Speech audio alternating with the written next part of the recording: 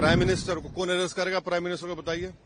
आप कैबिनेट के 6-7 लोगों को केस लगाइए, 30 दिन डालिए अंदर जेल में, गवर्नमेंट गिर गई उनकी। भारत को एक पुलिस स्टेट बनाने का काम बीजेपी सरकार करना चाहती है। BNSS में इतने ऐसे सेक्शंस हैं, किसी को भी आप एक सेक्शन लगा दीजिए 5 साल के ऊपर का कि 90 डेज तक पुलिस कस्टडी ले सकती है। 1930 का गेस्टापो मूवमेंट हम भारत में देख रहे हैं। देखिए, ये जो 3 बिल आए आज इंट्रोड्यूस होंगे, हमारी पार्टी का मानना यह है कि ये theory of separation of powers का, ड्यू प्रोसेस का और जो जनता को ये इख्तियार है कि वो इलेक्टेड गवर्नमेंट्स को अकाउंटेबल बनाए, ये सब चीज़ें उसके खिलाफ जाता है। सेपरेशन ऑफ पावर्स आप देख लीजिए कि एग्जीक्यूटिव एजेंसीज को फ्री रन मिल जाएगा कि वो खुद जज, जूरी और एग्जीक्यूशनर हो जाएंगे, और मुख्यमंत्री को हटाना है तो असेंबली में हटाते हैं।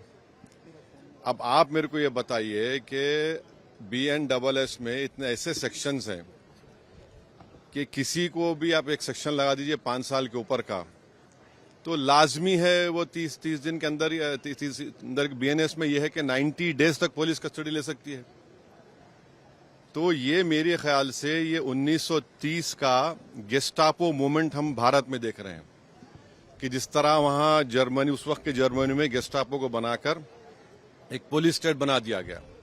अब चीफ मिनिस्टर अकाउंटेबल नहीं होगा जनता को, बल्कि चीफ मिनिस्टर अकाउंटेबल होगा इन्वेस्टिगेटिंग एजेंसीज को।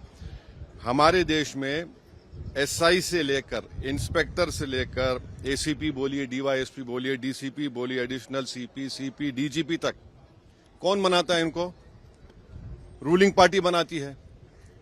IT के ऑफिसर कौन बनाता है? ED के, CBI को रूलिंग पार्टी बनाती है। आप बताइए फिर कहां इंडिपेंडेंस रहेगा इन लोगों का?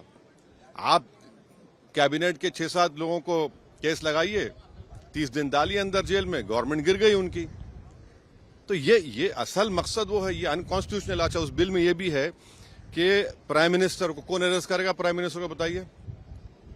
और प्राइम मिनिस्टर, ये उसमें उस बिल में कह रहे हैं, प्राइम मिनिस्टर के बिल में कह रहे हैं कि प्रेसिडेंट करेगा। अरे भाई, संविधान में हमने लिख दिया कि the president will act on the aid and advice of the council of ministers. ये उसका कॉन्ट्रडिक्शन। दूसरा, गवर्नर को आप इख्तियार दे रहे हैं, गवर्नर आप अपॉइंट करते हैं। तो ऑल इन ऑल ये हमारी डेमोक्रेसी के लिए, ड्यू प्रोसेस के लिए, बल्कि भारत को एक पुलिस स्टेट बनाने का काम बीजेपी सरकार करना चाहती है इन तीनों बिलों के जरिए, जिसकी हम पुरजोर इसकी मुखालिफत करेंगे। और ये अनकॉन्स्टिट्यूशनल है, ये बिल्कुल अनकॉन्स्टिट्यूशनल है। आप हर चीज आपके हाथ में, सेंट्रलाइज आप अपने हाथ में कर रहे हैं, माने आप पिक एंड चूज करेंगे। और बीजेपी ये भूल रही है कि कब तक सत्ता में रहेंगे आप, कभी ना कभी तो निकलेंगे ना। तो पावर इटर्नल तो थोड़ी है कि ये आपके खिलाफ भी इस्तेमाल होगा। तो इस तरह का एक कोशिश की जा रही है, हम इसकी मुखालिफत करते हैं। अब वो तो है उसमें, मगर हम तो देखिए अब क्या होता है अंदर। अभी बीजेपी ये कह रही है कि जिस तरह से पॉलिटिक्स जो एक तरह से डर्टी हो रहा था उसको साफ, तो उसमें ये कह दीजिए ना कि अगर किसी पर आरोप लगेगा तो वो रूलिंग पार्टी ज्वाइन नहीं करेगा सेंट्रल गवर्नमेंट को। आपके पास ज्वाइन कर लो, आप आराम से बैठो। भाई, पुलिस कैसा तय करेगी? जनता तय करेगी ना, जनता तय करेगी। जनता मुझे क्यों इलेक्ट करती है कि मैं 5 साल के लिए जाऊं? और अगर मैं अकाउंटेबल हो जाऊंगा, एजेंसीज को अकाउंटेबल नहीं होगा जनता को, तो किसका नुकसान होगा इसमें? अच्छा, कहां है इंडिपेंडेंस, कहां है पुलिस का? एक सेक्शन लगा दीजिए, सेडेशन नहीं है, मगर एक सेक्शन है BNSS में 30 दिन छोड़िए, 30 महीने में बेल नहीं होगी। ये चीज चक्कर है, गवर्नमेंट गिर जाएगी, कई गवर्नमेंट गिर जाएंगे।